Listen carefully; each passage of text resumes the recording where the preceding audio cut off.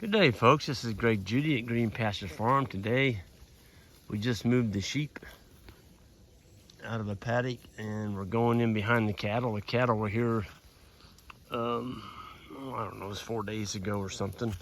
And I noticed that, the sheep had their heads right on the ground as soon as they came into this woods. And there's a munching sound.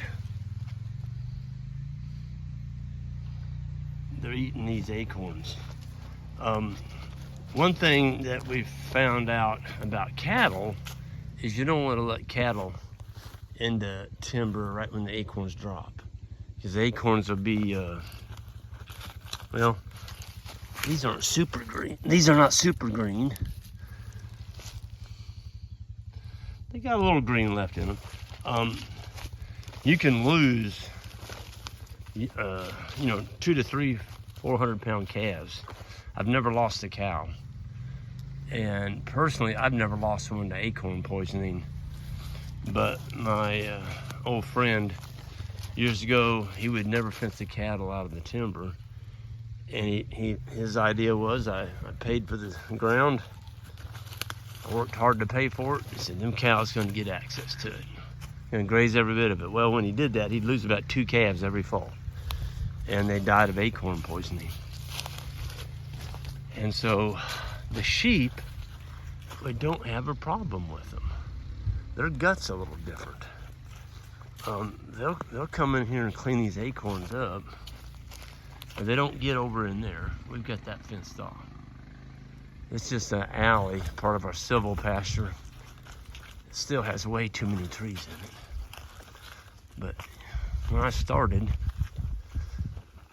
it looked like that across that wire over there. It was just solid trees. We probably took, I don't know, I bet we took 80% of them out of here. I can tell you one thing, they've really grown in the last 5 years since we took them out. I can't believe it. I mean, that's a beautiful walnut thing. It's really taken off. It's pretty good white oaks in here. Black oak, there's a red oak right there. Boy, that's a pretty one. Man, that'll make somebody an awful nice saw log someday. There's a black oak. Of all the oak trees, that's what they call pallet grade. Look at them sheep. They're eating the acorns, and of all the acorns, you got black oak, red oak, and white oak. Pent oak, there's a bur oak, there's a water oak. I think there's 26 different kinds. Anyway, the white oak acorn is the best one. That's the one that the deer and the animals like the best. And I'm guessing it's because it has the lowest level of tannin. I'm not sure about that, but it's just sweeter. Look at them sheep. Folks, we're in a major drought. I'm not gonna say it's a Texas style drought, but we haven't had a rain for going on close to 2 months. It's the amount we had a ½ an inch. It's been about 12 days ago. But we're measuring regrowth, and we take the cattle out, and after 2 weeks, we go back. We've been looking. There's no regrowth coming on. So we did sell off some steers. Be looking at trimming out some more. We're going to be selling some cow-calf pairs, which we were going to do anyway, whether we had a drought or not. But we're just going to lighten up our stocking rate a little bit for the coming winter. And we're going to have some really nice South Pole, pure blood South Pole pairs. These would be calves that were born in August, September.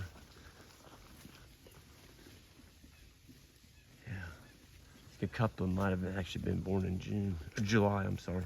Look at the acorns. Pretty good feed, The sheep, you can just hear them, man. They're just chomping down on them.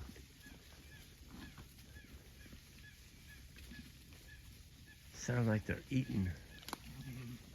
We can just hear them chewing, like they're eating nuts. Like they are nuts. They're nuts about acorns. Look at that. We've really got a good acorn crop this year, which means there's going to be a lot of deer and turkey that are gonna have a good diet. Because 90% of this farm that's covered in timber, we're not grazing it. We have a fence keeping the animals from going in there. But this little area right here, sheep are pretty happy in here. Look at the condition on those ewes. I mean, now here would be a ewe lamb. Now she's gonna get exposed to a ram December 1st. So she's still got October, November. And then of course when she gets bred, she's got another 5 months of growing to do. So she's got 7 months before she actually has a baby. Folks, that's the beautiful thing about sheep, is you can expose a ram to them at 7 months of age. And not every one of them will breed, but quite a few of them will. And then the second year, you're gonna have them mature, they'll all breed. Look at that ewe. That's good stuff.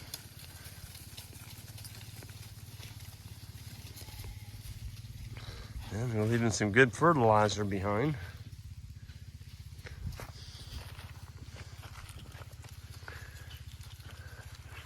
Yeah, this is some really nice silvopasture for sheep.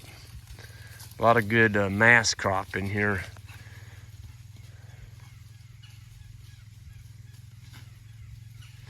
Still, I'm gonna come in here and take out probably another 50% of these trees. There's just too many. And there's a lot of doubles like that one right there. I left that one intentionally because that's where the old fence line was. And there's wire grown into that tree. I'm not touching that tree. Sure don't want to hit that with your chainsaw. I can hear the boys coming up the road. Man, they are making a noise at that. They've got the dog feeder on. Here they come. Oh, they are making a dust storm.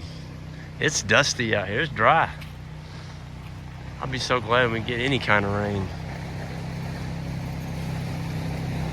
So this is our sheep-proof dog feeder coming by here.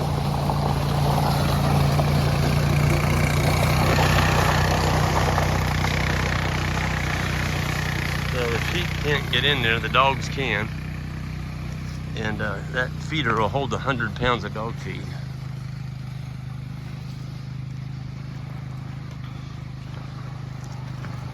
That thing is making the noise and sheep are moving on.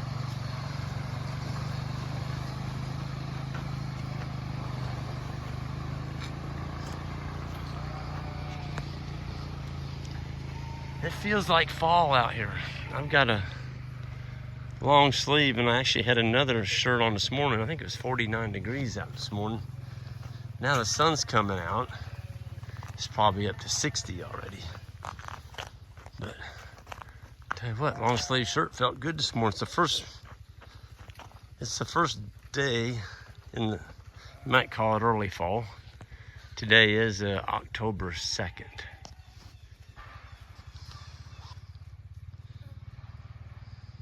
Oh, I missed it by a day, October 3rd.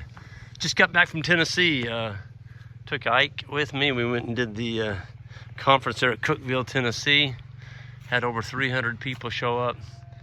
It was a great group of people. Enjoyed meeting Tennesseans and sharing kind of some of the practices and things that we're doing here in central Missouri. And it was just a well planned out event. They had a beautiful farm there. And they had it set up nice, good parking, just wonderful weather, good food, and good fellowship. So Ike and I really enjoyed getting to meet all the Tennesseans. And just a beautiful part of the country too. Anyway, I'm gonna get up here. I'm gonna show you this pond we built. This has been absolutely awesome, because we can lock the sheep. Basically, everything you've seen, I've been walking through here. This is where the sheep paddock's gonna be, the first one. I think it goes right around the corner, but it's all in the timber, silvopasture. It's got a lot of sprouts in it. But we couldn't do this before because we didn't have water. And we've got ponds that are down over 5 feet now. This pond, I'm gonna look at it. Last time I looked at it, it was only down about 2 feet. There's a sheep drinking out of it right now. There's several of them drinking. See, sheep don't like getting water on their feet. Man, that pond is holding tight. It's only down about a foot. That's awesome. So this was timber. This was solid timber. And I had Johnny come in here and push all the trees out. He pushed a dam in here. And it just made a beautiful. Now, if we had cattle in here, like we had about 5 days ago, we had a wire around that. We didn't let the cattle in there. See, we've got 2 more ponds on down the bridge here. We put rock skirts on. But for sheep, makes it nice. You can just lock them in right here.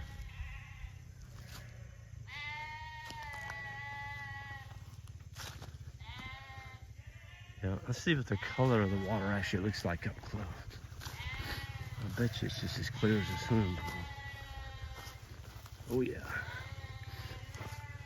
So this has got bluegill and channel cat in it.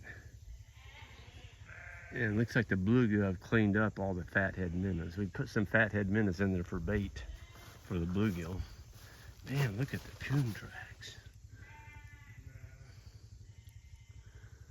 I'd say the coons are coming in here trying to get them something to eat. Probably pollywogs. Definitely frogs. Don't see a lot of frogs in here. Coons probably caught them all.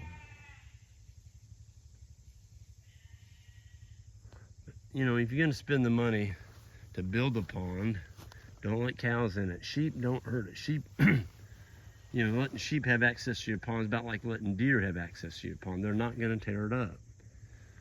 But cows are just a little bit different story.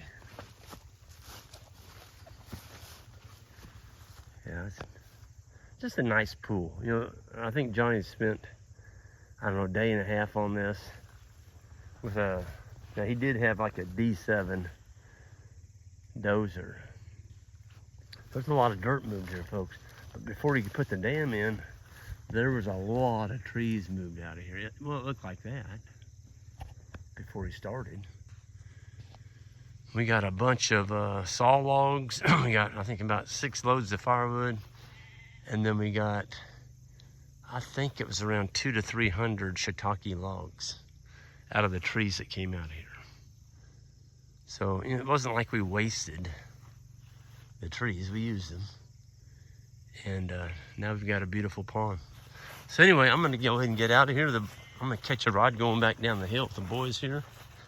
And we're rocking and rolling here this morning at Green Pastures Farm. And on the way out, if y'all would hit that subscribe button, that'd be awesome. And we'll see y'all down the road.